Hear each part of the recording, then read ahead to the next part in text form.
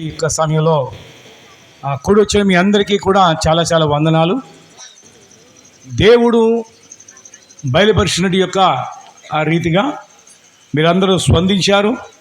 మీరు రావటమే కాకుండా పరిచర్య చేసి మీరు పట్టుకుని వచ్చారు కనుక చాలా చాలా వందనాలు. ఇంకా వస్తూ ఉన్నట్టు వారు ఉన్నారు. అమ్మ కింద కూర్చోకుండా పైన కూర్చుంటే మంచిది. ఆ కూర్చున్న వాళ్ళు ఏదో కొంచెం ముందు నుంచి కూర్చుంటే మంచిది. మీరు కూర్చున్న తర్వాత మీ ముందు చీటు ఖాళీ ఉండకూడదు, మీరు నేరస్తులు అవుతారు. మిమ్మల్ని తొక్కుకుని రాలేరు, పెద్దవారు మినహాయింపు. తక్కిన వాళ్ళు అందరూ కూడా ఎదురుని పూర్తి చేసాడు, మీకోసమే ఖాళీ చేసాం. పాపం అందరిని కూర్చోవడం లెగ్గొట్టేసాం. పాపం ఇసుకోకుండా చక్కగా వచ్చి కూర్చున్నారు. మంచిది. ముఖ్యంగా మనందరం కలిసి దేవుని స్తోత్రం చెప్దాం. హల్లెలూయా, హల్లెలూయా. మరి దేవుడు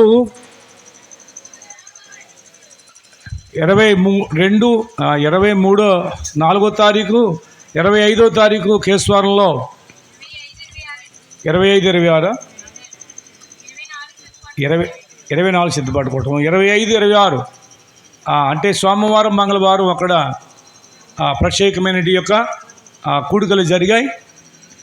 అయితే 27వ తారీఖు బుధవారం దేవుడు ఆ రాత్రి నాతో మాట్లాడటం జరిగింది.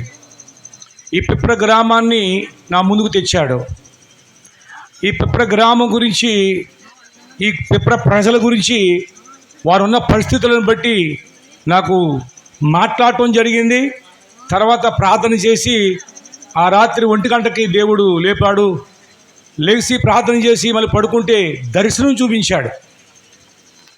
అయితే ఆ దర్శనం చూసిన కాడి నుంచి, నాకు మాట్లాడిన కాడి నుంచి నా హృదయం చాలా భారంతో ఉంది. ఏమైనా సరే ఆ పిప్ర గ్రామం గురించి ప్రార్థన చేయడం మొదలుపెట్టాను. మీ అందరికీ కూడా వాయిస్ మెసేజ్ పెట్టినప్పుడు మీరు అందరూ స్పందించారు. అయితే ఈ లోపల నెలాఖరు శనివారం వచ్చింది. ఆ శనివారం రోజున ప్రత్యేకమైన 12 గంటల ప్రార్థన పెడితే మీలో కొంతమంది 15 గంటల నుంచి ప్రార్థన చేయడం మొదలుపెట్టారు. మంచిది. ఆ రీతిగా ప్రార్థన చేసినప్పుడు మరి ఈ గ్రామంలో ఈ రీతిగా ఎవరి సువార్త ప్రకటించాలి, దానికంటే ముఖ్యంగా ఈ గ్రామం కొరకు ప్రార్థించాం. ఇప్పుడు కూడా ఈ గ్రామం కొరకు ప్రార్థన చేయాలి. ఈ గ్రామం రక్షణ పొందాలి. ఈ గ్రామం పట్ల దేవుడు ఉద్దేశం కలిగి ఉన్నాడు. ఈ గ్రామాన్ని దేవుడు ఎంతో ప్రేమిస్తూ ఉన్నాడు. దేవుడు నాకు 83వ సంవత్సరం 84వ సంవత్సరంలో 2 దర్శనాలు 2 సంవత్సరాల వరుసని నాకు చూపించాడు దేవుడు. ఆ 2 దర్శనాలు ఏంటి అంటే, ప్రభునందు ప్రియులారా, ఒక బైక్ మీద నుంచి నేను స్పీడ్గా వెళుతూ కొండలు ఎక్కేస్తూ ఉన్నాను అన్నమాట. మరో దర్శనం అది అయిపోయిన తర్వాత రెక్కలు, దేవదూత కూడా రెక్కలు ఉండేవి. అలా ఎగురుకుంటూ ఒక 2 తాళ్ళ ఎత్తు నుంచి అలాగా తీసుకెళ్తూ ఉండేవాడు. తెల్లవారులు కూడా విహారయాత్రకు తీసుకెళ్ళినట్లుగా దేవుడు తీసుకెళ్ళి అనేక గ్రామాల మీదుగా తీసుకెళ్ళాడు. అనేక గ్రామాల మీదుగా వెళుతూ ప్రారంభించాను. ఆ గ్రామాలన్నీ కొత్త గ్రామాలే, నాకు తెలియవు. కానీ ఈ రీతిగా 83-84 సంవత్సరాల్లో ఆ 2 దర్శనాలు 2 సంవత్సరాలు ఏకగ్రీవంగా ప్రతిరోజు చూపిస్తూ వచ్చాడు. ఉదయానికి మర్చిపోయాను, ఎప్పుడు సంఘంలో సాక్ష్యం చెప్పలేదు. 90వ సంవత్సరంలో దేవుడు సేవకు పిలిచాడు. ఆ సేవకు పిలిచినప్పుడు దేవుడు మాట్లాడాడు స్పష్టంగా.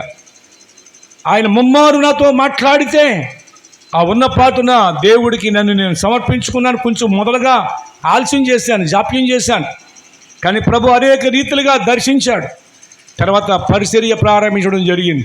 96వ సంవత్సరంలో కొన్ని ప్రాంతాలు సువార్త చేసుకుంటూ వెళ్తుంటే పరిశుద్ధాత్ముడు అప్పుడు చూపిస్తున్నాడు, ఇదిగో ఆ రోజున దర్శనంలో చూసిన గ్రామాలు అని. నాకు అన్ని గ్రామాలే చూపించాడు, పట్టణాలు చూపించలేదు. కనుక నా భారమంతా గ్రామాల పైన పెట్టి సువార్త దండయాత్రలు చేసుకుంటూ ఆ విధంగా ప్రభు పరిచర్యలు చేస్తూ ఉండగా ఎందుకో ఈసారి కొన్ని పట్టణాలు చూపించాడు. ఒక పిప్రపట్నమే కాదు, అత్తిలి, తణుకు, ఈ విధంగా అటు ఆ పెరవలి, మాటేరు, పాలకొల్లు, నరసాపురం, భీమవరం, తాడేపల్లిగూడెం, గణపవరం, ఏలూరు వరకు కూడా చాలా పట్టణాలు మా ముందు ఒక్కొక్కటి పెడుతుంటే నా హృదయం బద్దలైపోయింది. ఎందుకంటే అయ్యో ఈ పట్టణ ప్రజలు నశించిపోతున్నారు, అయ్యో రక్షించు ప్రభు అని నేను రోజు ఏడుస్తూ వచ్చాను. ప్రజలు తెలియక ఒకప్పుడు నేను నశించిపోతూ ఉన్నాను. అలాంటప్పుడు ఆయన ప్రేమ ద్వారా, కృప ద్వారా, నేను ఆయన అంటే ఇష్టం కాదు నాకు, ఆయన ద్వేషించేవాడిని. యేసుప్రభు అంటే చాలా అసహించుకునేవాడిని. ఎందుకంటే 12వ సంవత్సరం వయసు నుండి నేను శనివారాలు చేస్తూ భక్తి చేస్తూ ఉండేవాడిని. స్త్రీల కంటే ఎక్కువ చేసేవాడిని ఆ రోజుల్లో, చిన్న వయసులోనే. కానీ అది తృప్తి అనిపించలేదు. అది మానకుండా మంగళవారాలు చేయటం మొదలుపెట్టాను. అది చేస్తున్న తృప్తి అనిపించలేదు. అది చేస్తూ ఇది చేస్తూ పాండ్రంగుడు భజనలోకి వెళ్ళాను. 4 సంవత్సరాలు నిప్పుల గుండం తొక్కుతారు. మీరు ఏమంటారు తెలియదు, ఓముగుండం తొక్కటం. ప్రతి 4 సంవత్సరాలు ఆ భక్తిలో పాలు పొంది నిప్పుల గుండం తొక్కడం జరిగింది. ఇంత జరిగినా కానీ మనసులో నెమ్మది లేదు, శాంతి లేదు, సమాధానం లేదు. చచ్చిపో ఉంటుంది. తెలియని పరిస్థితులు ఏదో ఏదో ఏదో నన్ను ఎంటాడుతుంది, ఎంబడిస్తుంది. అలాంటి సమయంలో చచ్చిపోవడానికి కూడా 2 సార్లు ప్రయత్నం చేశాను. అలాంటి సమయంలో 2వ పర్యాయం దేవుడు ఒక స్వరం వినిపించాడు. ఒకే మాట అన్నాడు ఆయన, కుమారుడా నువ్వు బ్రతకాలి అన్నాడు.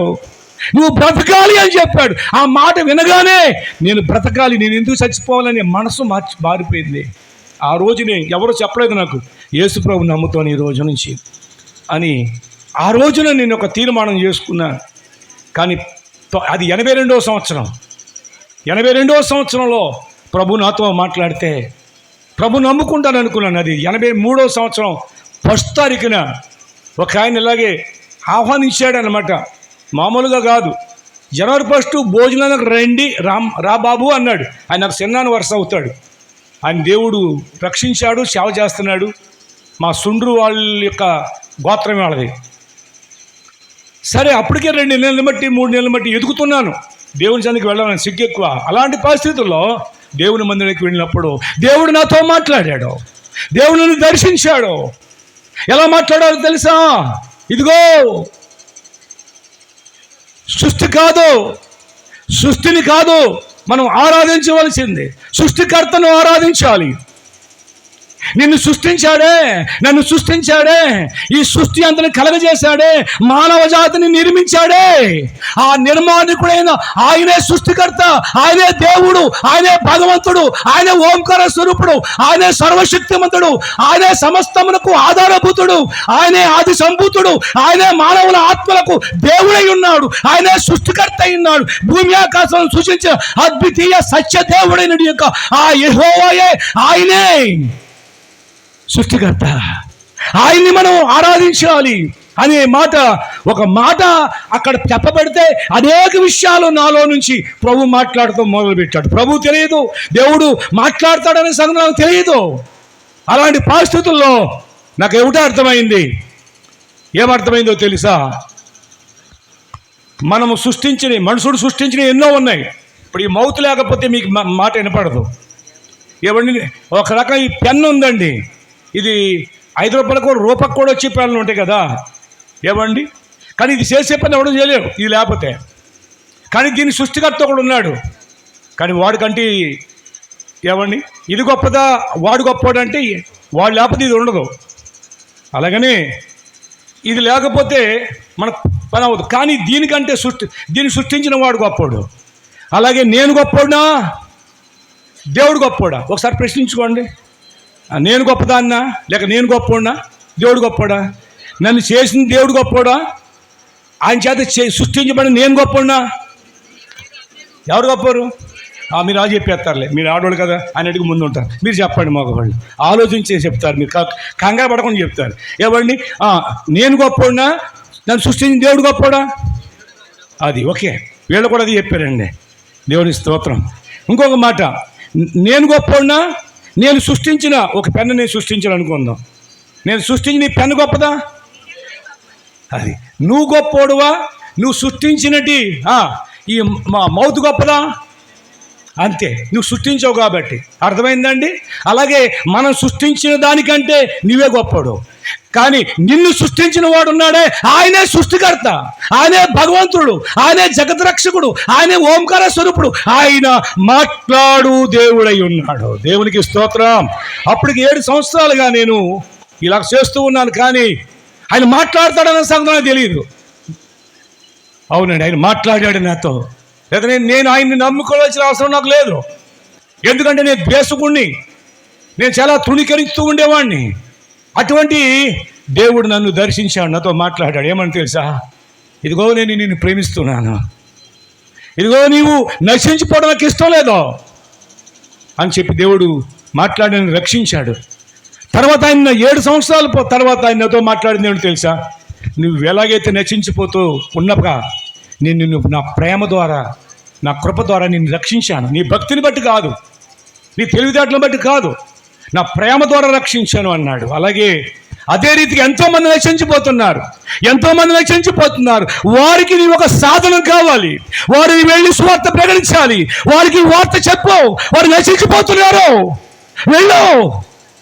అలా చెప్పినప్పుడు సుమారు 70 ఊళ్ళు కంటే సుమారుగా 96వ సంవత్సరం కాడి నుంచి కొంతమంది బిడ్డలు నాకు సహకరించారు. కొంతమంది యవనస్తులు కలిసి ఆ రోజు 96వ సంవత్సరంలో ఈ విధంగా స్థాపించాం. దైవశస్త్వం యూత్ మినిస్ట్రీ అని ఆ రోజున స్థాపించాం. అదే బోర్డు పెట్టుకుని ఊరు సైకిల్ మీద వెళ్ళాం. సైకిల్ మీద వెళ్ళిపోతూ ఉన్నాం. తర్వాత కొంతమంది బిడ్డలకు దేవుడు ఆటో ఇచ్చాడు. ఆ ఆటోలో వారు మాకు ఎంతో సహకరించారు. వాళ్ళు ఆటోతో మళ్ళీ కొన్ని గ్రామాలు సువార్త చేసుకుంటూ వెళ్ళాం. మరొక కుటుంబం పరిచయం చూస్తారు, ఇంకా దూరం వెళ్ళాలని మీరని చెప్పి అది ఒక కారు కొని గిఫ్ట్గా ఇచ్చేసి వెళ్ళిపోయారు. ఆ కారు వచ్చిన తర్వాత ఇంకా దూరం వెళుతూ ఇంకా సువార్త ప్రారంభించాం. ఈ రీతిగా ఆ రోజు నుంచి మనకి ఏం కావాలో, మనకి ఏదేది అవసరం అన్నీ ఇస్తూ వస్తూ ఉన్నాడు. ప్రైజ్ ది లార్డ్, హల్లెలూయా. ఎందుకో తెలుసా? ఇదంతా అయిందే, కానీ ఏ ఒక్కరు నశించిపోకూడదు. పిప్పటి గ్రామంలో చాలామంది కుటుంబాలు నెమ్మది లేదండి, భార్య భర్తల మధ్య సమాధానం లేదండి.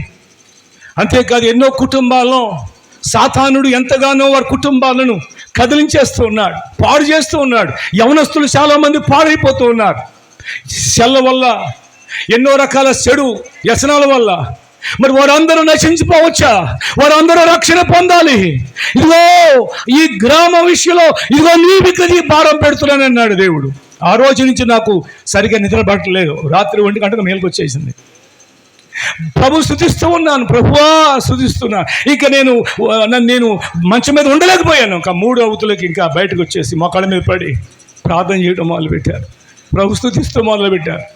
వెలుగొచ్చేసింది. ప్రభునందుకు సమయం తెలుస్తలేదు. ఎందుకో తెలుసా? ఇదిగో ఈ గ్రామం ఏమైపోద్ది, ఈ గ్రామ ప్రజలు ఏమైపోతారు. మేము ఏ విధమైన దేన్ని ఆశించుకొని రాలేదు, ఏది మాకు అవసరం లేదు. దేవుడు మాకు రక్షణ ఇచ్చాడు, మాకు ఉచితంగా ఇచ్చాడు. మేము ఉచితంగా ఇచ్చేసి వెళ్ళిపోతాం. ఒకవేళ మీలో ఎవరైనా ఏదైనా చర్చికి వెళ్ళి వారు వచ్చి ఉంటే మీ కానుకలు మీ చర్చిలో వేసుకోవాలి, ఇక్కడ ఎవ్వరూ తీసుకోం. గమనించండి పిల్లారా. ఎందుకంటే మీకోసం నిత్యం ప్రార్థించేవారు మీ సేవకులు. అటువంటి సేవకులకి మీ కానుకలు ఇచ్చుకోవాలి, ఆ చర్చికి మీరు ఇచ్చుకోవాలి. లేకపోతే మీ చర్చి మానకూడదు. ప్రతి ఆదివారం ఒక వారం వెళ్తే ఒక వారం కాదు, ప్రతి వారం వెళ్ళండి. సేవకులకు నమ్మకంగా ఉండండి. మీ ద్వారా ఈ కూటమి అయిపోయిన తర్వాత, ఈ సభ అయిపోయిన తర్వాత మీ సంఘాల్లో మీ ద్వారా ఉద్యమం రావాలి. మీ ద్వారా ఆ సంఘాలు ఆశ్రయించబడాలి. మీ ద్వారా ఆ సంఘాలు ఉన్న వారందరూ కూడా గొప్ప ఉద్యమాన్ని చూడగలగాలి. Praise the Lord. అలాగే ఆటో బ్రదర్స్ని మరి ఫ్యామిలీతో ఆహ్వానించాం. ఎందుకో తెలుసా? ఆటో బ్రదర్స్ మీద ఒక భారాన్ని నా మీద పెట్టాడు. కొన్ని విషయాలు నా ముందు పెట్టాడు ఆయన. ఆ విషయాలు పంచుకుంటాను. అయితే ఈ సమయంలో ఆ సమయాన్ని కొంత వాక్యానికి ఇద్దామండి. మరి ఈ యొక్క సమయంలో ప్రవీణ్ గారు వచ్చి ప్రార్థన చేస్తారు. మనందరం కూడా ప్రార్థనలో ఏకీభవిద్దామండి. ప్రైజ్ ది లార్డ్, హల్లెలూయా. అందరూ చెప్దామా?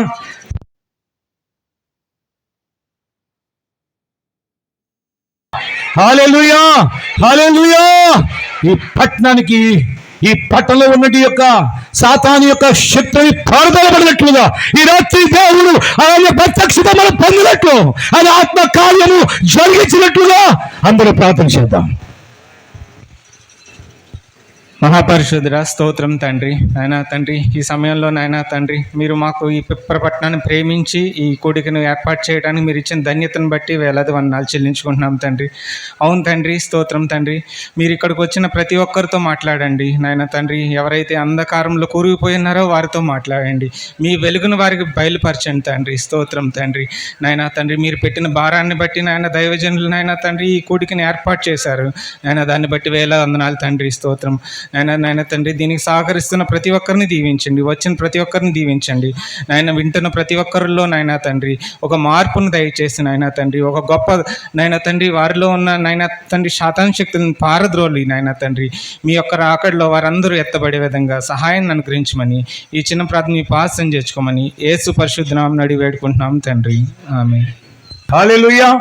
అలాగే మరి అబ్రాహం గారు రాజా వారితో పంచుకున్నప్పుడు పేపర్లో మాకు ఎవరు తెలియదండి. ఈ పేపర్ నుంచి 32 సంవత్సరాలుగా ఎవరు అన్ని వైపులకి వెళ్ళాము సేవకు, కానీ ఊరులో ఉన్నట్టు మరి ఏ విధంగా నాకు తెలియదు. అయితే వారు యేసు గారు మన సహోదరులు గొప్పల యేసు గారు మరి ఈ యొక్క స్థలంలో ఏర్పాటు చేసుకోవడానికి వారి యొక్క మరి ఇన్ఫ్లుయెన్స్ కరెంట్ కానీ అన్ని రకాలుగా కూడా మనకి సపోర్ట్ చేశారు. నిజంగా దేవుడు ఆ బిడ్డను దీవించాలి. ఆ బిడ్డ గురించి కూడా నేను ఎంతో ప్రార్థన చేస్తున్నాను. కుటుంబాన్ని దేవుడు ఇంకా ఆశీర్వదించాలని, వారి వ్యాపారాలను దేవుడు దీవించాలని, వారు ప్రత్యేకించి వందనాలు. ఇక్కడ కొన్నారా యేసు గారు? అమ్మ అయ్యా యేసు గారు కూడా రావాలి. దయతో మీరు కూడా మిమ్మల్ని కూడా మీ కుటుంబంతో వచ్చి ఇక్కడ కూర్చోవాలి. మీరు మాకు ఎంతో సపోర్ట్ చేశారు. మాతో ఉంటే మేము ఇంకా సంతోషం అండి. మంచిది. మరి ఈ సమయంలో దైవజనురాలు కొద్ది వాక్యాన్ని మనతో పంచుకుంటూ వద్దు, ఇప్పటికి అయిపోవాలి. 10ంటికి ప్రారంభించమన్నాను, నేను ప్రారంభించలేదు కాబట్టి ఈ ఒక మెసేజ్ అయిన తర్వాత అప్పుడు మెసేజ్కి మధ్యలో చెప్తాను. అప్పుడు నీళ్ళు అదని అంటే నేను చెప్పింది వేరు, మీకు ఏమో అర్థం లేదు. వచ్చినట్టుగానే 9 గంటల నుంచే స్టార్ట్ చేయాలన్నాను. కనీసం 10ంటికి స్టార్ట్ చేసినా అయిపోతుంది కదా. వాక్యానికి వెళ్ళినప్పుడు మాత్రం ఏది చేయకూడదు. వాక్యానికి వెళ్ళిన తర్వాత అటు లెక్కకూడదు. వాక్యం ఏంటంటే మనతో దేవుడు మాట్లాడుతాడనే సత్యాన్ని గుర్తించాలి. అలాగే మరి ఆటో బ్రదర్స్ ఎవరు వచ్చినా ఫ్యామిలీతో వస్తే మీరు మీ పేరు చెప్తే కొంచెం అక్కడ రిజిస్టర్ చేస్తున్నారు, మీకు పేరు రాయాలి. అంటే మీకు వ్యక్తిగతంగా మళ్ళీ మీ కొరకు ప్రార్థన చేస్తాం, మీ కుటుంబం కొరకు ప్రార్థన చేస్తాం. మంచిదండి. ఈ సమయంలో దైవజనులు వచ్చి కొద్ది వాక్యాన్ని పంచుకుంటారు.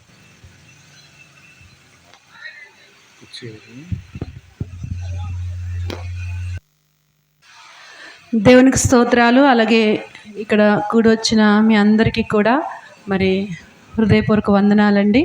అలాగే మరి ఈ స్థలం ఇచ్చి ఎంతో ప్రేమించి మరి వారు మన మధ్యలోనికి రావడానికి ప్రభు చూపిన కృపను బట్టి మరొకసారి మరి కుటుంబాన్ని బట్టి మనందరం ప్రభువుని స్తుతిద్దాము. హల్లెలూయా, హల్లెలూయా.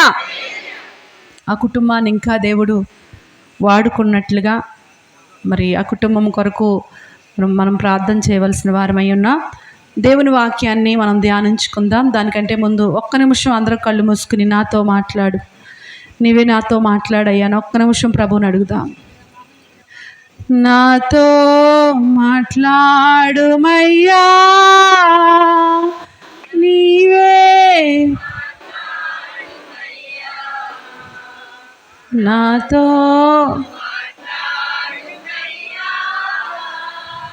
నీవే, నీవు పలికితే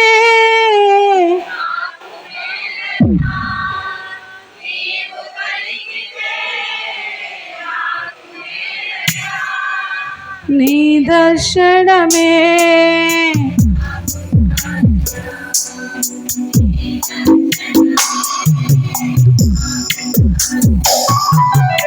నాతో మాట్లాడు,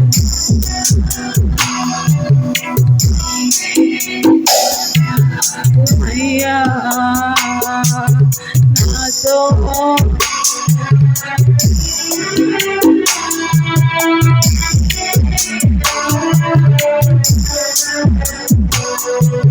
నీ వాక్యమే నన్ను బ్రతికించేది, నా బాధలలో నీ వాక్యమే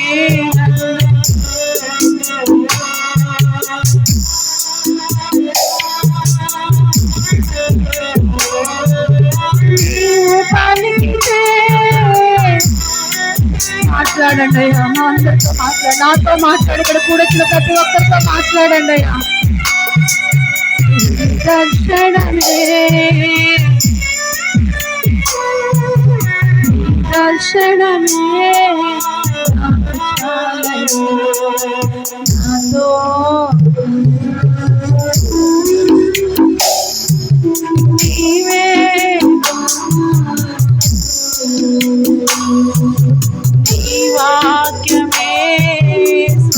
స్వస్థత కలిగించేది, నా మార్గములో వెలుగునిచ్చేది నీ వాక్యమే. నా మార్గములో వెలుగునిచ్చేది నీ కృపనిచ్చే.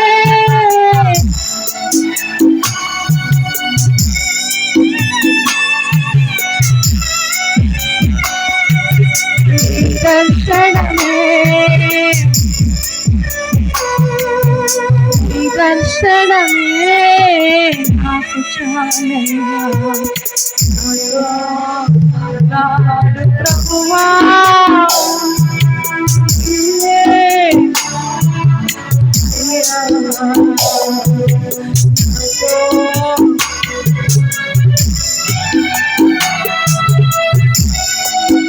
మాట్లాడు.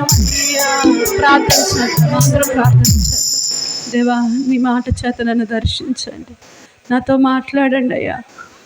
నీ వాక్యము నన్ను బ్రతికించేది, నీ మాట నన్ను స్వస్థపరిచేది. దేవా, ఈ పెండాలంలో ఎవరి హృదయం ఎలాగుందో, ఎవరి పరిస్థితి ఎలాగుందో మీకు మాత్రమే తెలుసు నాయన. అందరితో మాట్లాడగల గొప్ప దేవుడు, నీ జీవవాక్కుల్ని మీరు పంపించండి.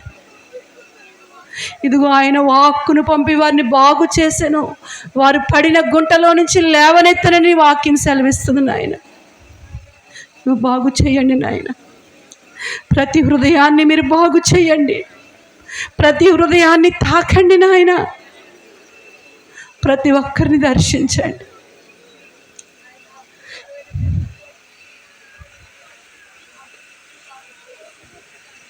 పరిశుద్ధుడైన తండ్రి, మీ కొందనాలు దేవా.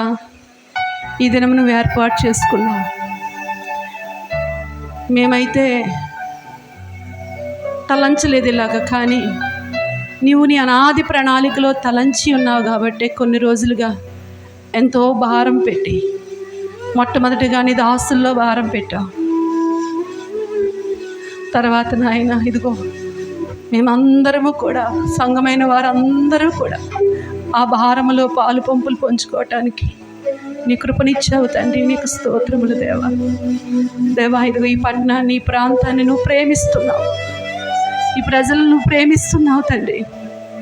దేవా, ఏ ఉద్దేశంతో ఇక్కడ మీరు ఏర్పాటు చేశారు, నీ ఉద్దేశాన్ని నెరవేర్చమని, నీ మాట చేత ప్రతి హృదయాన్ని తాకమని, పరిశుద్ధాత్మదేవుడా నీ కార్యము జరిగించమని, వచ్చిన వారు వచ్చినట్టుగా కాకుండా నాయన గొప్ప మార్పుతో, గొప్ప సంతోషంతో, గొప్ప ఆనందముతో ఇక్కడి నుంచి తిరిగి వెళ్ళడానికి నీ కార్యము జరిగించమని యేసు నామములో ప్రార్థిస్తున్నాను తండ్రి. ఆమేన్.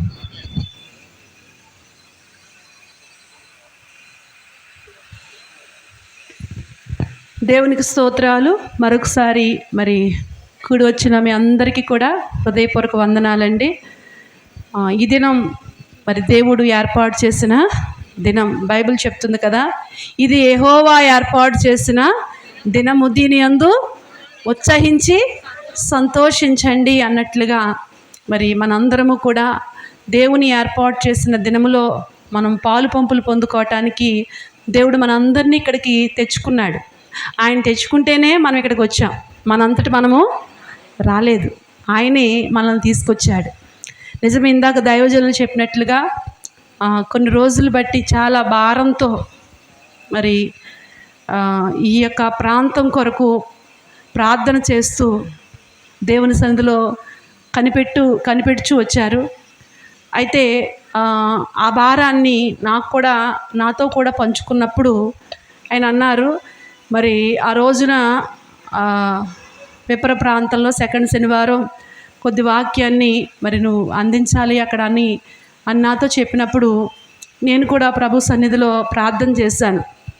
ప్రార్థన చేస్తూ, ప్రభువా మరి ఏ మాటలు అక్కడ అవసరం, ఏ మాటలు అందించాలి అని నేను మరి ఏ పని చేసుకున్నా ఆ ధ్యాసలో నేను ఉన్నప్పుడు మంగళవారం మరి తెల్లవారుజామున 4 గంటల 5 గంటల 4, 5 ఆ టైం మధ్యలో మరి నాకు ఒక మాటను దేవుడు, ఇంకా నేను మంచం మీద లేవటానికి సిద్ధంగా ఉన్నాను, కరెక్ట్గా అదే సమయంలో దేవుడు ఒక మాటను నా యొక్క హృదయంలోనికి పెట్టాడు. నా యొక్క ఆ మైండ్లోకి ఆ మాటను తీసుకొచ్చాడు. వెంటనే మరి పాస్టర్ గారు అప్పటికి లేచారు. అప్పుడు పాస్టర్ గారి దగ్గరికి వచ్చి నేను అన్నాను, దేవుడు ఎందుకో మరి ఈ మాటలు పెడుతున్నాడు. ఈ మాటలు అయితే అందరూ విన్న మాటలే, అందరికీ తెలిసిన మాటలే ఇవన్నీ. ఈ మాటలు చాలాసార్లు మరి విన్నారు సంఘంలో, చాలామంది విన్న మాటలే. కాబట్టి దేవుడు ఎందుకో ఈ ఈ ఈ పారాగ్రాఫ్ని దేవుడు నా ముందు పెడుతున్నాడు అన్నప్పుడు పాస్టర్ గారు అన్నారు, నీకు ఏది పెడితే నీ హృదయంలో అదే చెప్పు అని నన్ను ప్రోత్సహించారు. అప్పటికాడ నుంచి మంగళవారం ఉదయం నాకు అలా జరిగింది. ఆ పారాగ్రాఫ్ని దేవుడు నా ముందు పెట్టాడు. ఆ రోజు నుంచి కూడా ఆ మాట మీద అలా ధ్యానిస్తూ ఉన్నప్పుడు దేవుడు మరి కొన్ని విషయాల్ని నా ముందు పెట్టాడు. నా ముందు ఏ మాటలైతే పెట్టాడో ఆ మాటలే మీ ముందు పెట్టాలని నేను ఆశిస్తూ ఉన్నాను. మార్కు సువార్త 5వ అధ్యాయము, మార్కు సువార్త 5వ అధ్యాయము 25 కాడ నుంచి 34 వచనాలు.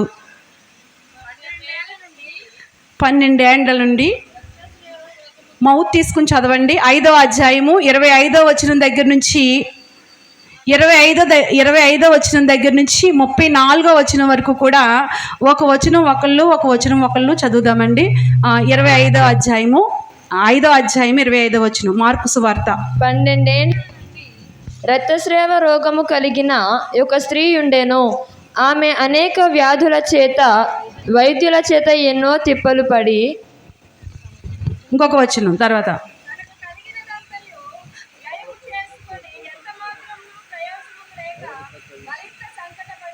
ఆమె యేసును గూర్చి విని నేను ఆయన వస్త్రములు మాత్రము ముట్టిన బాగుపడుననుకొని జనసమూహములలో ఆయన వెనుకకు వచ్చి ఆయన వస్త్రము ముట్టెను. వెంటనే ఆమె రక్తధార కట్టెను కనుక తన శరీరములోని ఆ బాధ నివారణ అయినదని గ్రహించుకొనెను.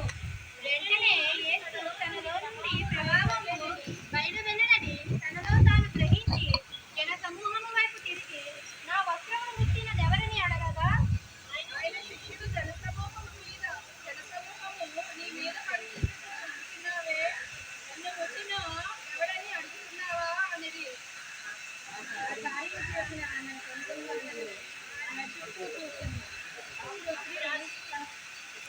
లాస్ట్ వచ్చిన మౌత్లో చదువుదా. అప్పుడు ఆ స్త్రీ తనకు తెలిసినది ఎత్తి భయపడి పట్టుకు వచ్చి ఆయన ఎదుట సాగిలపడి తన సంగతి అంతయు ఆయనకు చెప్పెను. అందుకాయన, కుమారి, నీ విశ్వాసము నిన్ను స్వస్థపరచెను, సమాధానము గలదానవై పొమ్ము, నీ బాధ నివారణ అయి నీకు స్వస్థత కలుగును గాక అని ఆమెతో చెప్పెను. దేవుని స్తోత్రం. హల్లెలూయా, హల్లెలూయా. ఈ సందర్భాన్ని మరి మత్తయ్య గారు రాశారు, అలాగే మరి లూకా గారు కూడా రాశారు. ఈ 3 సువార్తల్లో కూడా ఈ యొక్క సందర్భాన్ని ప్రస్తావిస్తూ రాయబడిన మాటలు. ఇక్కడ మనం చదువుకున్న ఈ మాటల్లో మనం చూసినట్లయితే ఒక పాపి పరిస్థితి ఎలా ఉందో అక్కడ చెప్తూ ఉంటాడు. అంతేకాకుండా యేసు ప్రభు ఎంత ప్రేమిస్తున్నాడో, దేవుని ప్రేమ ఎలాంటిదో ఆ పారాగ్రాఫ్లో మనకి చూపిస్తున్నాడు. ఇక్కడ మరి 12 సంవత్సరాల నుంచి అంట, ఎన్ని సంవత్సరాల నుంచి? 12 సంవత్సరాల నుంచి ఒక భయంకరమైన రోగముతో బాధపడుతుంది. అంతేకాకుండా ఈ రోగాన్ని బట్టి తిరగని వైద్యులు అంటే ఇంకెవరో కూడా ఆమెకు తన ఎరకలో ఉన్న వైద్యులందరినీ కలిసిందంట. వైద్యులందరి దగ్గరికి వెళ్ళింది, కానీ ఆమెకు స్వస్థత లేదు, ఆ రోగము నుంచి విడుదల లేదు. తనకున్న ఆస్తిని అంతటినీ కూడా ఏమండి ఆ వైద్యాన్ని ఆ రోగాన్ని బట్టి తనకున్న ఆస్తి అంతా అయిపోయిందంట. చివరికి తిప్పలు మిగిలాయంట, తిప్పలు పడుతుందంట. ఏమండి ఆ తిప్పలతో ఒక రోజునంట యేసు ప్రభువుని గూర్చి విన్నదంట. యేసు ప్రభువుని గూర్చి విన్న తర్వాత మరి ఆమెలోనికి ఒక నమ్మకం వచ్చింది, ఒక విశ్వాసం వచ్చిందంట. ఏంటి ఆ విశ్వాసం? నేను యేసు ప్రభు దగ్గరికి వెళితే నా యొక్క రోగము నుంచి నేను విడుదల పొందుతాను అనే ఆ యొక్క నమ్మకం ఆమెలోకి వచ్చిందంట. ఎప్పుడైతే ఆ నమ్మకం ఆమెలోకి వచ్చిందో వెంటనే యేసు ప్రభు జనసమూహముతో ఆ త్రోవను వెళుతున్నాడు. అయితే ఈమె ఇంకెవరితో కూడా ఆలోచన చేయలేదు. ఆమె త్వరగా ఏమంటే యేసు ప్రభు ఏ జనసమూహములతో అయితే ఉన్నాడో ఆ జనసమూహం దగ్గరికి వచ్చేసిందంట. వచ్చి వెనకాతలే ఉండి ఆయన వస్త్రపు చెంగు ముట్టుకుందంట. ఎప్పుడైతే ఆయన వస్త్రపు చెంగు ముట్టిందో ఆమెలో ఉన్న ఆ రోగము ఏమైపోయిందటండి? వదిలి వెళ్ళిపోయిందంట. ఏమండి ఆమె బాధ నివారణ అయిపోయిందంట. అప్పుడు యేసు ప్రభు ఆమెతో మాట్లాడుతున్న మాటలు ఏంటో అక్కడ రాస్తూ ఉంటాడు. దేవుని స్తోత్రం. ఎందుకు మరి ఈ సందర్భాన్ని మరి నా మనసులో దేవుడు పెట్టాడని నేను దేవుని దగ్గర అడిగినప్పుడు నిజమే, ఈ ప్రాంతంలో ఎంతోమంది ఈ రక్తస్రావము రోగము కంటే భయంకరమైన రోగం పాపరోగం. ఏ రోగం అండి? పాపరోగం. ప్రతి మనిషి కూడా ఎలాగున్నాడు అంటే పాపములో కొట్టుకెళ్ళిపోతూ ఉన్నాడు. జన్మ కర్మ పాపముతో పాప ప్రవాహంలో కొట్టుకెళ్ళిపోతున్నాడు. అయితే ఈ పాపములో ఎలాగున్నాడు మనిషి హృదయం ఎలాగుంది అంటే ఈమె ఏ విధముగా అయితే ఏమండి ఈ పాపాన్ని ఈ రోగాన్ని వదిలించుకోవటం కొరకు ఎక్కడికెక్కడ చాలా స్థలాలు తిరిగింది. ఈ రోజున కూడా మనిషి పాపము నుండి విడుదల కొరకు ఎన్నో స్థలాలు తిరుగుతున్నాడు, ఎన్నో ప్రాంతాలకు వెళుతూ ఉన్నాడు. ఏమండి ఎక్కడికి వెళ్ళినా కానీ విడుదల ఉందా అంటే, పాపము నుంచి నీకు క్షమాపణ దొరికిందా, పాప క్షమాపణ నువ్వు పొందావా అంటే ఏమండి ఎవరిని అడగండి. ఎన్ని చేసినా కానీ విగ్రహారాధనలో ఉన్నప్పుడు ఏమండి ఎన్ని చేసినా 10 రకాలుగా మనం పూజ చేసినా కానీ ఇంకా ఏదో క్రొత్తది ఉందంటే ఏం చేస్తాం? మనందరం అలాంటి వాళ్ళమే కదా, అలాంటి వాళ్ళమే మనందరం కూడా. ఏమండి 10 రకాలుగా చేసినా కానీ ఇంకా 11వ ఏదో ఉన్నది అంటే కనుక పరుగులు పెడుతూ ఉంటాం. ఏమండి ఎందుకు అంటే ఎక్కడా కూడా పాపానికి విడుదల లేదు. మొట్టమొదటగా ప్రతి మనిషి కూడా పాప రోగము నుండి విడుదల పొందాలి. దేవుని స్తోత్రం. ఆ పాప రోగము నుండి విడుదల పొందే స్థలమే దేవుని సన్నిధి. ఏమండి ఎటువంటి పాపమునైనప్పటికీ కూడా విడిపించే శక్తి ప్రభువులో ఉంది. ఈ రోజున ఏమండి మనిషి పాపానికి దాసుడైపోతున్నాడు. పాపము నుండి విడుదల పొందాము అనుకుంటున్నారు చాలామంది క్రైస్తవుల్లో కూడా. ఏమండి మేము పాపము నుండి విడుదల పొందాం, బాప్తిసం పొందాం అనుకుంటున్నారు కానీ ఇంకా పాపములోనే బ్రతుకుతున్నాడు. రహస్యమైన పాపములో బ్రతుకుతూ క్రైస్తవుడిగా నటించే వాళ్ళు కూడా చాలామంది ఉన్నారా లేదా? చాలామంది ఉన్నారండి. నటిస్తూ ఉంటాడు క్రైస్తవుడినే, నేను బైబిల్ పట్టుకుని నేను క్రైస్తవుడినే అంటాడు. కానీ హృదయంలో ఉన్న పాపం, జీవితంలో ఉన్న పాపాన్ని మాత్రం విడిచిపెట్టాడు. అందుకే ఈ రోజున అవమానం ఎందుకు వస్తుంది?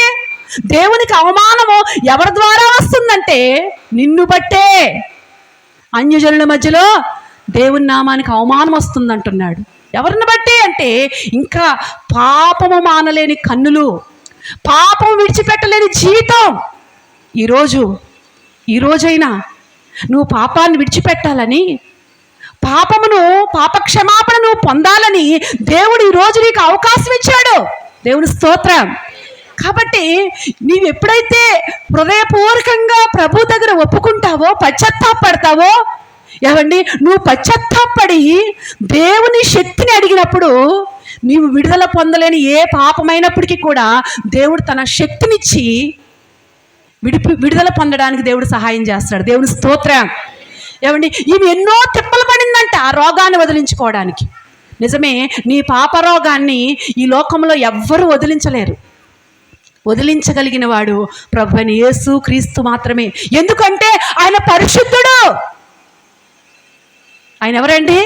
పరిశుద్ధుడు, నిష్కలంకుడు, పాపులలో చేరక ప్రత్యేకమైన వాడు. ఆయన ప్రపంచంలో ప్రపంచానికి ఒక ప్రశ్న వేస్తున్నాడు.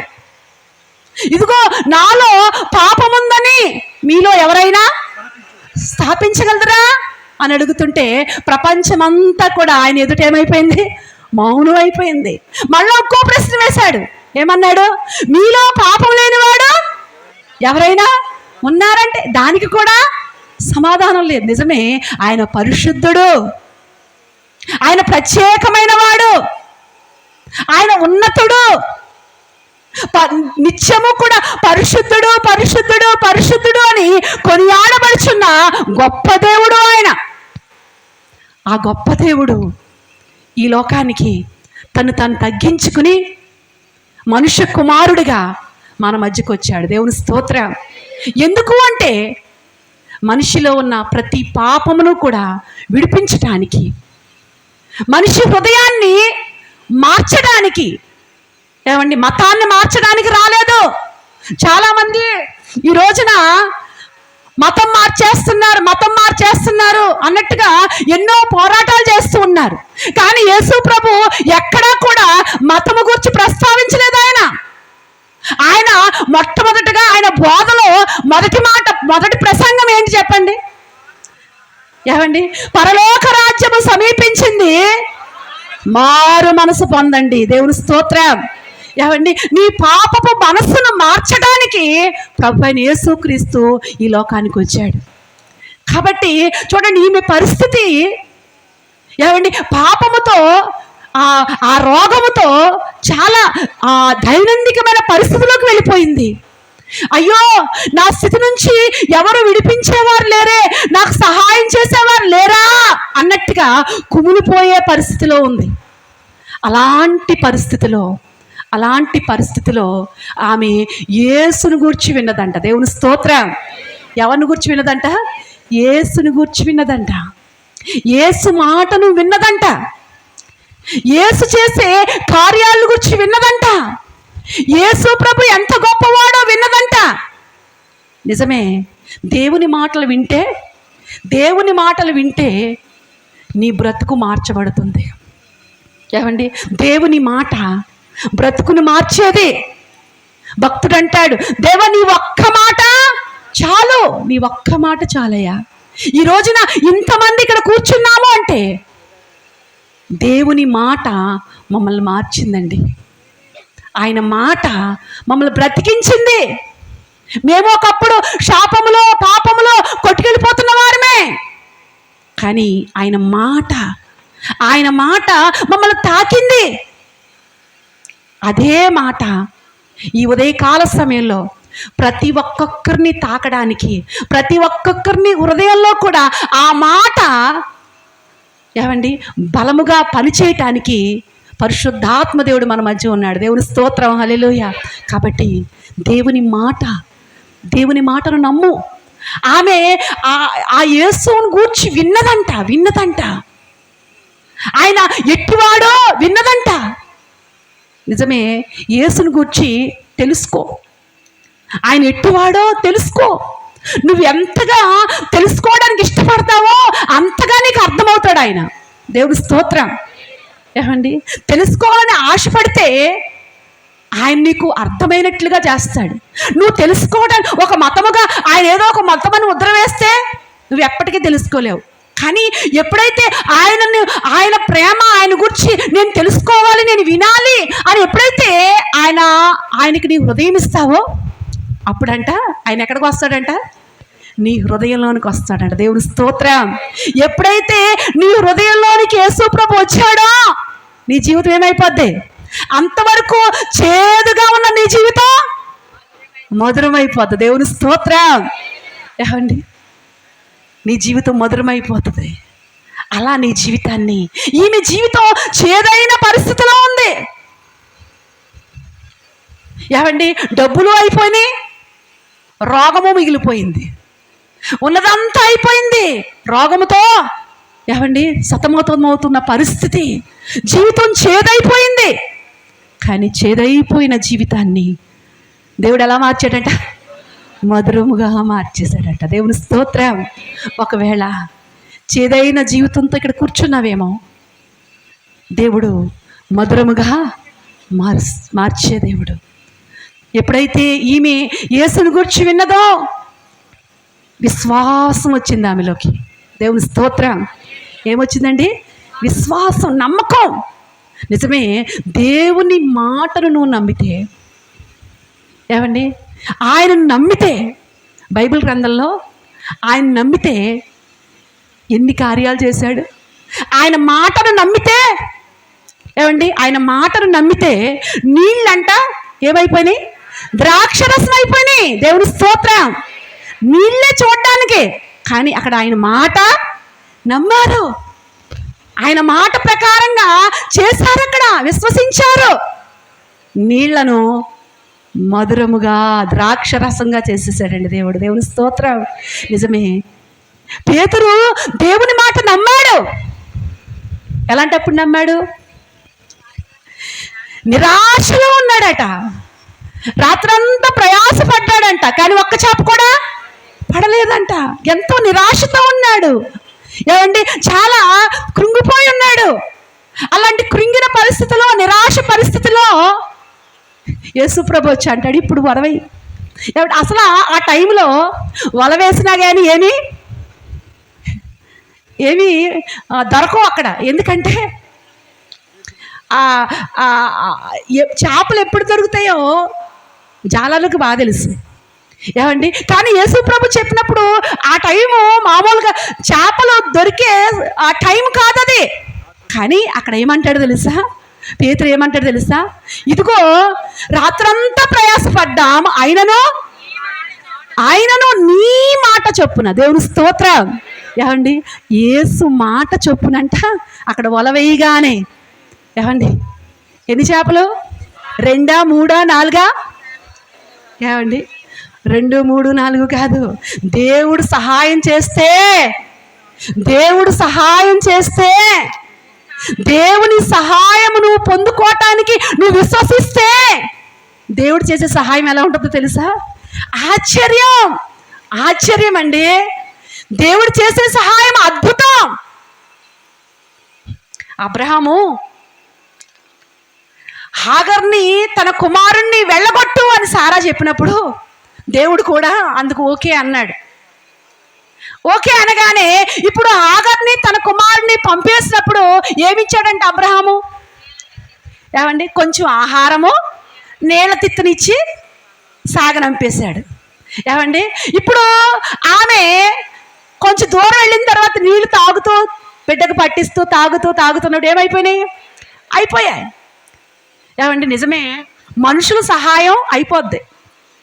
మనుషుల సహాయం ఏమవుద్ది? అయిపోద్ది. ఒకసారి చేసేటప్పటికి, 2 సార్లు చేసేటప్పటికి మనుషుల సహాయం ఏమైపోద్ది? మనం చేశాను కదా సహాయం, ఇక అస్తమాటునేంటి? ఏమంటే మనుషులు కొంతవరకే సహాయం చేస్తారు, కానీ ఇక్కడ నీళ్లు తిత్తి అయిపోయిందంట. ఏడుస్తున్నాడు పిల్లాడు. ఏమంటే ఈమె ఏడుస్తుంది. దేవుడు చూశాడంట. దేవుడు అక్కడ సహాయం చేశాడు అబ్రహాముని బట్టి. దేవుని స్తోత్రం. దేవుడు సహాయం చేస్తే, దేవుని సహాయం ద్వారా ఆమె ఏం పొందుకుందట? నీటి ఊటనే పొందుకుందట. దేవుని స్తోత్రం. అబ్రహాం ఏమిచ్చి పంపాడు? నీళ్ల తిత్తుని మాత్రం ఇచ్చాడు. దేవుడు ఏమిచ్చాడు?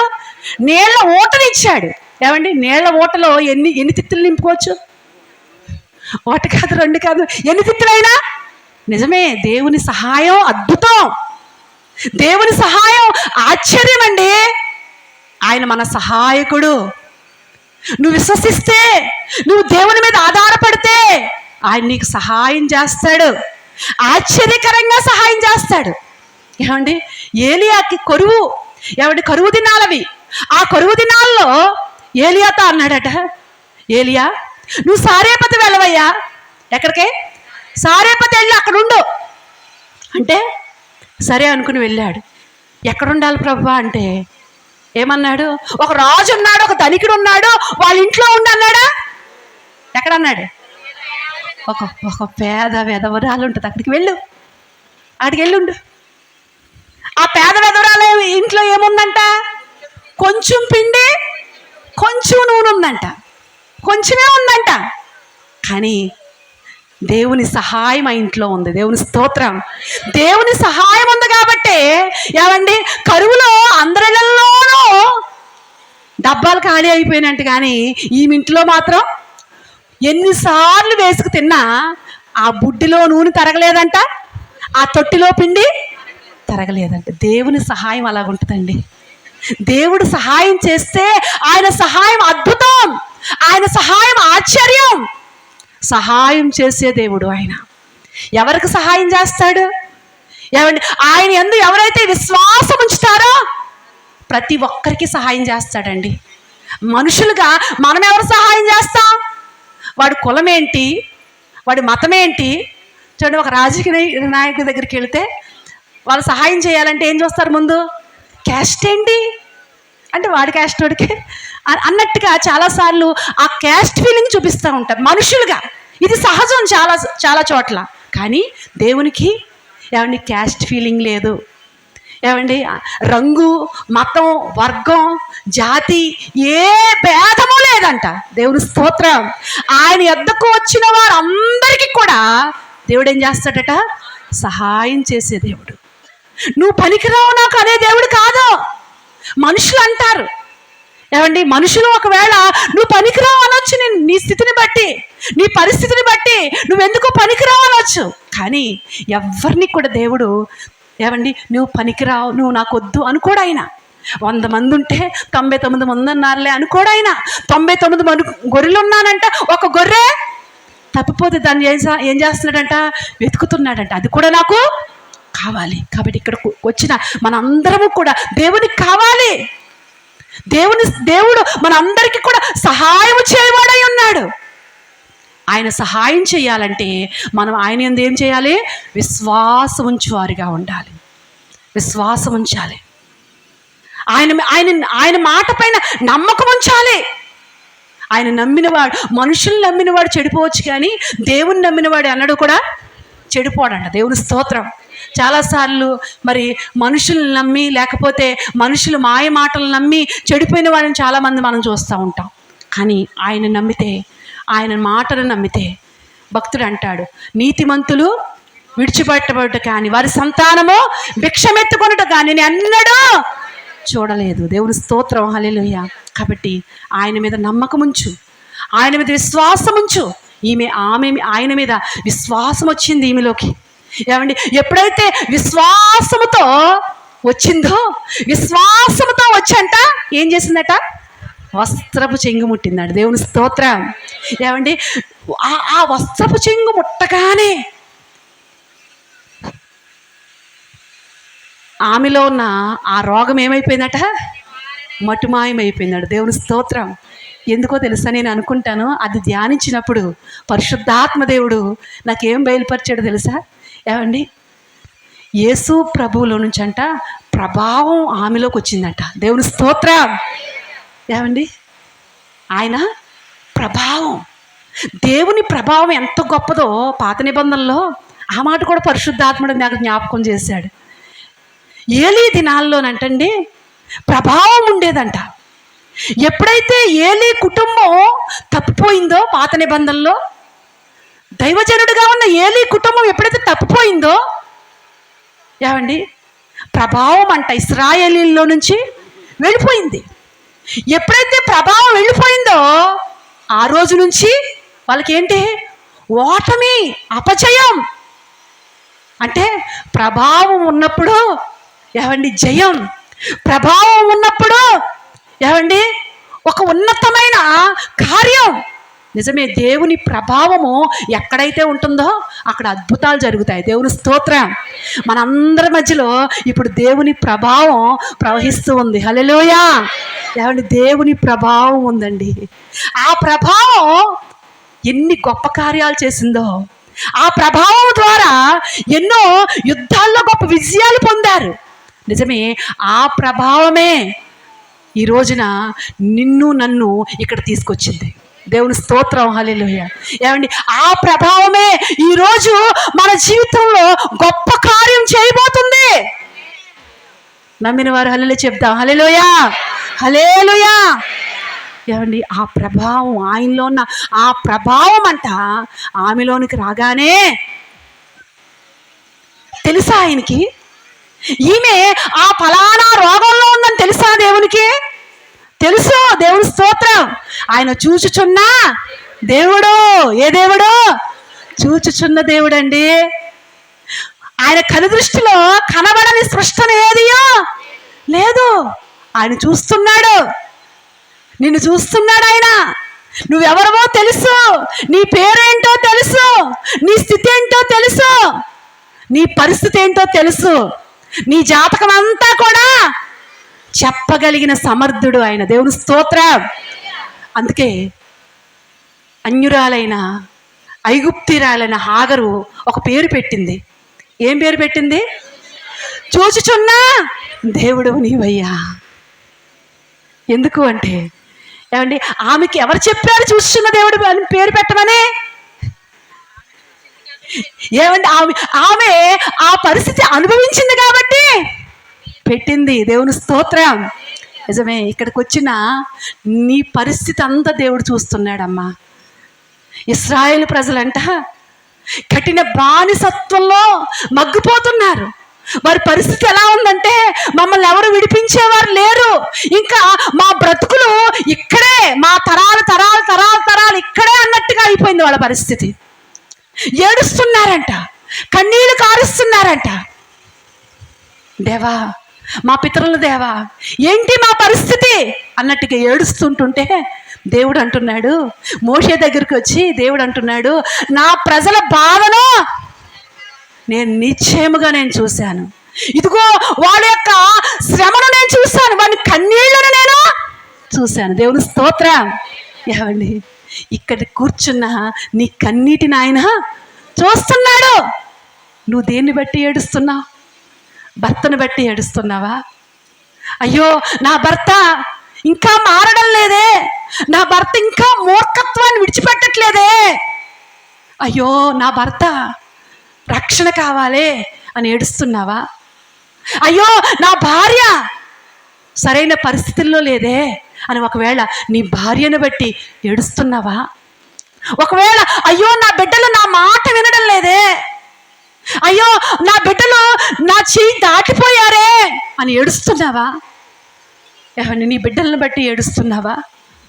లేకపోతే నీ సమస్యను బట్టి అయ్యో నా సమస్య నా స్థితికి మించిపోయిందే, అయ్యో ఈ సమస్య నుంచి నన్ను ఎవరు విడిపిస్తారు అని ఒకవేళ నీ సమస్యను బట్టి ఏడుస్తున్నావా? ఏమండి ఈ రోజున దేన్ని బట్టి నువ్వు కన్నీళ్ళు కారుస్తున్నావు? నీ కన్నీటిని ఆయన చూస్తున్నాడు. దేవుని స్తోత్రం. హిజ్కియాకు మరణకరమైన రోగం కలుగుద్దని ప్రవక్తతో చెప్పి రమ్మన్నాడు. చెప్పేశాడు, వెళ్ళిపోతున్నాడు. హిజ్కియా అంట గోడ తట్టు ముఖం తిప్పుకుని అంటే ఏడుస్తున్నాడంట, దేవా నాకు ఇంకా బ్రతకాలని ఉంది, నేను ఎలా బ్రతికానో నీకు తెలుసు, నేనేం చేశానో నేనేంటో నీకు తెలుసు కదా అని ఏడుస్తుంటుంటే ఏమండి ఆ కన్నీళ్ళు భార్య చూడలేదు, బిడ్డలు చూడలేదు, ఎవ్వరికి తెలియదు ఆయన ఏడుస్తున్నట్టుగా. కానీ దేవుడు చూశాడంట. ప్రవక్తతో అంటున్నాడు, ఇదిగో వెళ్ళు, నా సేవకుడు చెప్పు ఏమని, మరలా ఆయన కన్నీళ్ళు నేను చూశాను కాబట్టి 15 సంవత్సరాలు మరలా ఆయనకి ఏం చేస్తున్నాను, నేను ఆయుష్ పొడిగిస్తున్నాను. దేవుని స్తోత్రం. ఏమండి ఆయుష్ పొడిగించగలిగిన వారు ప్రపంచంలో ఎంత గొప్ప వైద్య శాస్త్రం చదివినప్పటికీ కూడా ఆయుష్ని మాత్రం ఎవరు పొడిగించలేరు. ఒకసారి అంట దుబాయ్ నుంచి దుబాయ్లో ఒక ఉన్నతమైన కుటుంబంలో ఉన్న ఆయన, ఒక సేట్లు అంటారు కదా, ఆయనంట పెళ్ళికి వచ్చారంట కుటుంబం హైదరాబాద్. అయితే హైదరాబాద్ వచ్చినప్పుడు ఆయనకి ఆ ఫంక్షన్లో ఉండగానే హార్ట్ అటాక్ వచ్చింది, హార్ట్కి సంబంధించిన ఆ వ్యాధి వచ్చిందంట.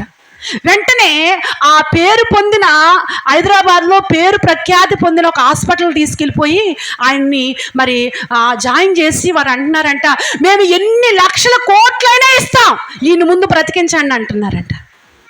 ఏమండి వాళ్ళు లోన్కి తీసుకెళ్లారు, ట్రీట్మెంట్ చేద్దాం అనుకున్నారు. కానీ అప్పటికే వాళ్ళు అన్నారంట, మేము ట్రీట్మెంట్ చేయగలుగుతాం కానీ ఆయుష్ని పొడిగించలేం. ఏమండి 6 లక్షలు బిల్లు కట్టారంట, శవాన్ని తీసుకెళ్ళారంట. డాక్టర్లు ప్రయత్నం చేశారు కానీ నిజమే, ఎంత గొప్ప డాక్టర్లు ఉన్నా, ఎన్ని కోట్లున్నా ఆయుష్ని ఎవరు కూడా పెంచలేరు. కానీ మనకు ఆయుష్ని ఇచ్చినవాడు, ఆ జీవాత్మను ఊదినవాడు మాత్రమే మన ఆయుష్ను పెంచగలిగిన వాడు. దేవుని స్తోత్రం. ఏమన్నా నిన్ను చూచుచున్నా దేవుడు నీ పరిస్థితుల్ని మార్చగలిగిన దేవుడు. ఈమెకు ఆ వ్యాధి ఉందని ఆమె వెళ్ళి ఫలానా వ్యాధి ఉంది ప్రభు అని చెప్పుకోలేదు అక్కడ. ఏమండి ఆ ప్రభావం ఆమెలోనికి రాగానే ఏమండి చూచుచున్న దేవుడు ఆ రోగాన్ని ఏం చేశాడు? ఆయన బాగు చేసేసాడు. దేవుని స్తోత్రం. ఆయన అంటున్నాడు, నా ప్రభావము ఎవరో నన్ను ముట్టుకున్నారు, నా ప్రభావం వాళ్ళలోనికి వెళ్ళింది అంటుంటే అక్కడ ఉన్న శిష్యులు అంటారు, ప్రభా నీకు తెలీదా?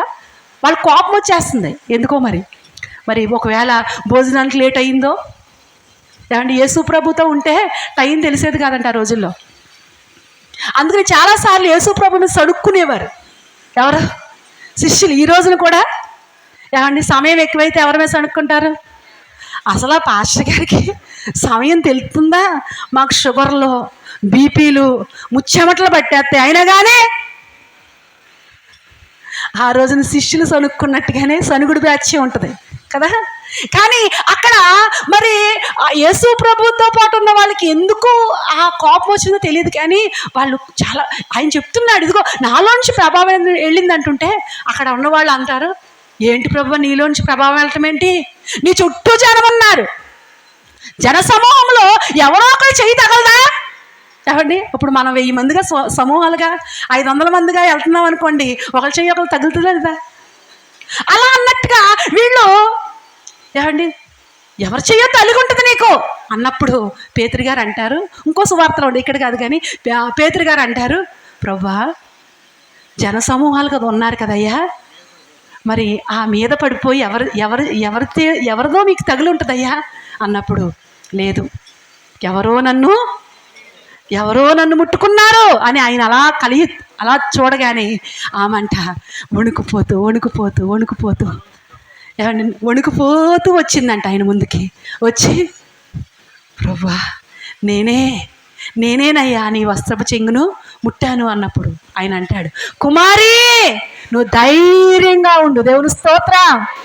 ఎలా ఉండు? ధైర్యంగా ఉండు. నిజమే, యేసు ప్రభు దగ్గరికి వచ్చిన తర్వాత మనకు నేర్పించే పదం ఏంటంటే ధైర్యంగా ఉండు, నువ్వు భయపడొద్దు. దేవుని స్తోత్రం. ఏమండి మనందరికీ కూడా దేవుడు ప్రతిరోజు చెప్తున్నాడంట. ఏమని? బైబిల్ ఎన్నిసార్లు ఉంది? 365 సార్లు రాసి పెట్టాడట. ఎందుకో తెలుసా? ప్రతిరోజు మనుషుడు దేనికో దానికి భయపడుతూనే ఉన్నాడు. ఉదయం లేచిన దగ్గర నుంచి రాత్రి పడుకునే వరకు కూడా ఏదో ఒక సమయంలో భయం మన ముందుకే వస్తుంది. అందుకనే అంటున్నాడు, నువ్వు ధైర్యంగా ఉండు. దేవుని బిడ్డలు ఎలా ఉండాలి? ధైర్యంగా. నేను చాలా పిరికిదాన్నండి, చాలా పిరికి వాళ్ళలో పోటీ పెడితే ఫస్ట్ నేను వస్తాను, అంత పిరికితనం నాకు. కానీ ఏమండి ప్రభు దగ్గరికి వచ్చిన తర్వాత, ప్రభు వాక్యం దగ్గరికి వచ్చిన తర్వాత దేవుడు ధైర్యపరచుకోవడం ప్రారంభించాడు. దేవుని స్తోత్రం. ఏమండి ధైర్యపరచుకోవడం చాలాసార్లు పాస్టర్ గారు అంటూ ఉంటారు, ఏంటి నీ ధైర్యం చూసినట్టు నాకే ఆశ్చర్యం వేస్తుంది అంటూ ఉంటారు చాలాసార్లు. ప్రారంభంలో చాలా పిరికిదాన్ని ఏమండి, కానీ దేవుని మాటలు విన్న తర్వాత, దేవుని దగ్గరికి వచ్చిన తర్వాత విద్యలేని పామర్లే ఎవరంట? పేతురు, యోహానులు. కానీ వారి ధైర్యం చూసినప్పుడంట ఏం గుర్తొచ్చిందంట సమాజానికి? వీరు యేసుతో పాటు ఉన్నారు. దేవుని స్తోత్రం. ఎవరితో ఉన్నారు? యేసుతో పాటు ఉన్నారని గుర్తించారంట. దేవుని స్తోత్రం. మన ధైర్యం చూసినప్పుడు సమాజానికి ఎవరు గుర్తు రావాలి? యేసు ప్రభు గుర్తు రావాలి. దేవుని స్తోత్రం. ఏమంటే యేసు ప్రభు గుర్తొచ్చేటట్లుగా ధైర్యం ఎట్టి పరిస్థితిలోనైనప్పటికీ కూడా ధైర్యం కోల్పోకూడదు. మనం ధైర్యం కనుక కోల్పోకుండా ఉంటే దానికి ప్రతిఫలం ఉందంట. ఏంటి ప్రతిఫలం? ఏంటి ప్రతిఫలం? బైబిల్లో రాశాడు కదా. ఏమండి, మీరు ధైర్యం విడిచిపెట్టకొద్దు, దానికి ప్రతిఫలం ఏంటి? హెబ్రీయులు రాసిన పత్రిక 11వ అధ్యాయం అనుకుంటున్నాను, కాదు, హెబ్రీయులు రాసిన పత్రిక నీ ఆస్తి కోల్పోవుటకు ఎన్నో వచనం? 10:34. ఆస్తి కోల్పోవుటకు సంతోషముగా ఒప్పుకుంటేరి కాబట్టి మీ ధైర్యమును విడిచిపెట్టకుడి, దానికి ప్రతిఫలముగా గొప్ప బహుమానము. దేవుని స్తోత్రం. ఏమండి, ధైర్యము ఎప్పుడైతే నువ్వు పట్టుకుంటావో దానికి ప్రతిఫలం ఉందంట. ఏంటంటది? గొప్ప బహుమానం అంటండి. ఈ గొప్ప బహుమానం ధైర్యం విడిచిపెట్టకుండా ఎవరైతే ధైర్యంతో నిలబడ్డారో వాళ్ళందరూ పొందుకున్నామని సాక్ష్యం ఇచ్చారు వాళ్ళందరూ కూడా. దేవుని స్తోత్రం. ఏమంటే మన అందరికీ కూడా సాక్ష్యాధారాలు ఉన్నాయి, కానీ సాక్ష్యాధారాలు లేకుండానే ఏం కలిగి ఉన్నారు? ఆ రోజున వాళ్ళు ధైర్యం కలిగి ఉన్నారు. ఈ రోజున మనకి ఎంతో సాక్షి సమూహం ఉంది. దేవుని స్తోత్రం. కాబట్టి మన ధైర్యాన్ని విడిచిపెట్టకూడదు. ఇక్కడ అంటున్నాడు, కుమారి ధైర్యంగా ఉండు, నీ విశ్వాసమే నిన్ను స్వస్థపరిచింది. నిజమే, విశ్వాసం అనేది చాలా ప్రాముఖ్యం. విశ్వాసం లేకుండా ప్రభువుని ఎవడో కూడా చూడలేడు. ప్రభువుని చూడాలంటే నీలో ఏముండాలి? విశ్వాసం ఉండాలి. దేవుని కార్యాలు నువ్వు చూడాలంటే నీలో ఏముండాలి? విశ్వాసం ఉండాలి, నమ్మకం ఉండాలి. విశ్వాసం ఉంటేనే నువ్వు దేవుని కార్యాలు చూస్తావు. దేవుని స్తోత్రం. ఇక్కడ అంటున్నాడు, అమ్మా నీ విశ్వాసమే నిన్ను స్వస్థపరిచింది. ఇంకో మాట అంటాడు, నువ్వు సమాధానం కలదానివై వెళ్ళు. దేవుని స్తోత్రం. అప్పటి వరకు ఏమి లేదు, ఆమెకి సమాధానం లేదు. ఈ రోజున కూడా ఏమండి, గొప్ప గొప్ప ఆస్తులు ఉన్నాయి, గొప్ప గొప్ప స్థితిమంతులు ఉన్నారు, కానీ ఏమి లేదు, సమాధానము లేదు. యేసు ప్రభు సమాధానం ఇవ్వడానికి వచ్చాడు. నా వలన మీకు సమాధానం కలుగుద్ది అంటున్నాడు. ఏమండి, ఆయనతో నువ్వు సహవాసం చేస్తే నీకు సమాధానం ఇస్తానంటున్నాడు. సమాధానము గలదానివై వెళ్ళు అంటున్నాడు. కాబట్టి మన హృదయాల్లో సమాధానాన్ని పొందుకుందాం, మన కుటుంబాల్లో సమాధానాన్ని పొందుకుందాం. ఏమండి, సమాజంలో మనం సమాధానం గలవారమై ఉందో బ్రతుకుదాం. అలాంటి సమాధానాన్ని ప్రభువైన యేసుక్రీస్తు ఆమెకి ఇచ్చాడు. ఈరోజు మనందరికీ కూడా ఇచ్చాడా లేదా? ఇచ్చాడు. ఒకవేళ ఇంకా ఆయన ఇచ్చినా కానీ నువ్వు పుచ్చుకోలేని పరిస్థితిలో ఉన్నావేమో, మరొకసారి ఆయన చెప్తున్నాడు, ఇదిగో నా యొద్ద సమాధానం ఉంది, కాబట్టి ఆ సమాధానం నీకు ఇస్తున్నాను అంటున్నాడు. కాబట్టి ఆ సమాధానం మన హృదయంలో సమాధానం ఉంటే, ఏమండి, ఆ సమాధానం ఎప్పుడైతే మనం పొందుకుంటామో మన బ్రతుకు కాలం అంతా పరిస్థితులు ఎలాగున్నా, స్థితిగతులు ఎలాగున్నా నెమ్మదితో వెళ్ళిపోతాం. దేవుని స్తోత్రం. సమాధానం లేదనుకోండి, ఎంతున్నా సమాధానం లేకపోతే దరిద్రుడిగానే ఉంటావు. కానీ ఏమీ లేకపోయినా సమాధానం కలిగి ఉంటే నువ్వు ఈ లోకంలో గొప్ప ఐశ్వర్యవంతుడిగా ఉంటావు. అలా ఉండాలనే ప్రభువైన యేసుక్రీస్తు ఆయన సమాధానం ఆ రోజున ఆ రక్తస్రావం గల స్త్రీకి సమాధానమిచ్చి, సంతోషమిచ్చి, నెమ్మదినిచ్చి ఆయన పంపించాడు.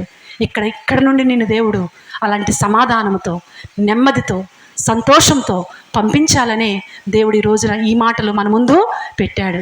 అటువంటి కృప మనందరం పొందుకుందాం. దేవుడి మాటలు దీవించును గాక. ఆమేన్. ప్రార్థన చేసుకుందామండి. విశ్వాసరావు గారు వచ్చి ప్రార్థన చేస్తారు. ప్రార్థన చేసుకుందామండి. ప్రభు మనతో మాట్లాడారు, ప్రతి ఒక్కరిని ప్రభు దర్శించాడని నేను నమ్ముతున్నాను. ప్రార్థన చేద్దామండి. ప్రేమగల ప్రభువా, పరిశుద్ధుడైన మా తండ్రి, మా పరలోక ప్రభు, యేసయ్యా మీకు స్తోత్రాలు, వందనాలు ప్రభువా. ఈ పిప్ర గ్రామాన్ని నువ్వు ప్రేమిస్తున్నావు నాయన. ఈ గ్రామ ప్రజల పట్ల ప్రభువా నీ ఉద్దేశాన్ని మీ దాసులకు తెలియజేసావు తండ్రి. మీ దాసుల హృదయంలో ఎంతో భారాన్ని పెట్టావు ప్రభువా. వారి భారాన్ని ప్రభు కొంత మాకు కూడా తండ్రి వారు తెలియజేసినప్పుడు ఆ భారం మేము కూడా పొందుకున్నాము నాయన. ఈరోజు ఈ మీటింగులు నాయన నీవు ఏర్పాటు చేసావు. ఈ మీటింగ్ ద్వారా ప్రభు మీ దాసురాలు నిలబెట్టుకుని మీరు నాయనకి కూడిన మా అందరితో మీరు మాట్లాడారు ప్రభు. అయ్యా, విశ్వాసం ఉంచగలిగితే నీవెలా స్వస్థపరుస్తావో, ఎలా బాగు చేస్తావో, ఎలా విడుదలిస్తావో ఈరోజు మీరు మాతో మాట్లాడారు నాయన. మేమందరం విశ్వాసము మరింతగా తండ్రి, విశ్వాసములో నాయన బలపడటానికి మీరు సహాయం చేశారు తండ్రి. అందును బట్టి మీకు లెక్కలేని కృతజ్ఞత, స్తుతి, స్తోత్రాలు చెల్లిస్తున్నాం ప్రభువా.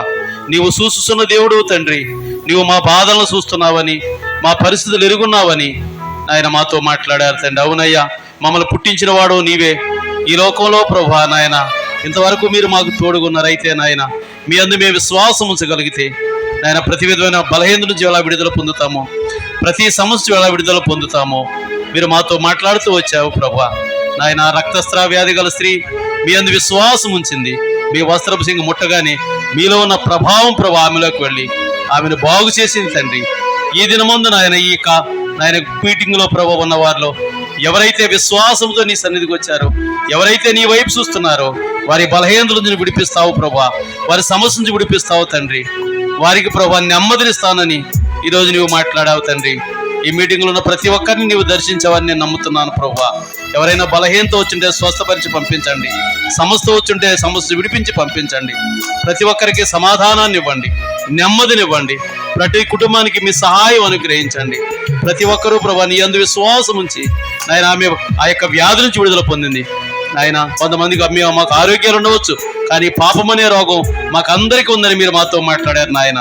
ఆ పాపం అనే రోగం నుంచి విడుదల పొందాలంటే మీరే ప్రభా దానికి సహాయం చేస్తావు నాయన. ఆ పాపం నుంచి విడిపించాలని, శాపం నుంచి విడిపించాలని నీవే ఈ లోకానికి వచ్చి మా కొరకు నాయన ప్రాణం పెట్టావు తండ్రి. నీ అందు మేము విశ్వాసం ఉంచగలిగితే ప్రతి పాపం నుంచి విడిపిస్తానని, ప్రతి శాపం నుంచి విడిపిస్తానని నీవు వాగ్దానం ఇచ్చావు తండ్రి. ఈ సమయంలో నాయన మాలో ఉన్న ప్రతి విధమైన పాపరోగం నుంచి విడిపించి, ప్రతి విధమైన శాపం నుంచి విడిపించి నాయన మేమందరము కూడా ప్రభా గొప్ప నెమ్మది పొందుకుని మా కుటుంబాలు రక్షింపబడి ఆ నిత్యరాజ్యానికి వారసుకుండే భాగ్యం మాకు అందరికీ దయచేయమని, అలాగే మీ దాసురాల ద్వారా మీరు మాట్లాడిన ప్రతి మాటను మా హృదయంలో మేము భద్రపరుచుకుని మీ యందు మరింత విశ్వాసం ఉంచి మరింత ధైర్యం కలిగి ప్రభువా మీలో ముందుకు సాగడానికి మమ్మల్ని బలపరచమని, అలాగే మా ముందున్న కార్యక్రమం అంతట్లో కూడా మీరు తోడుకోండమని, మీ దాసులు కూడా మీరు బలపరిచి ఇంకను తండ్రి మాతో మాట్లాడమని, ఈ కూడికి ఇంతవరకు మీరు నడిపించారు తండ్రి. ఇక ముందు కూడా మీరే నడిపించమని, సహాయం చేయమని, మీ యొక్క వాక్ ప్రత్యక్ష ఇక్కడ అనుగ్రహిస్తున్నందుకు మీకు లెక్కలేని కృతజ్ఞత, స్తుతి, స్తోత్రాలు చెల్లిస్తూ యేసు నామములో ప్రార్థిస్తున్నాము తండ్రి. ఆమేన్.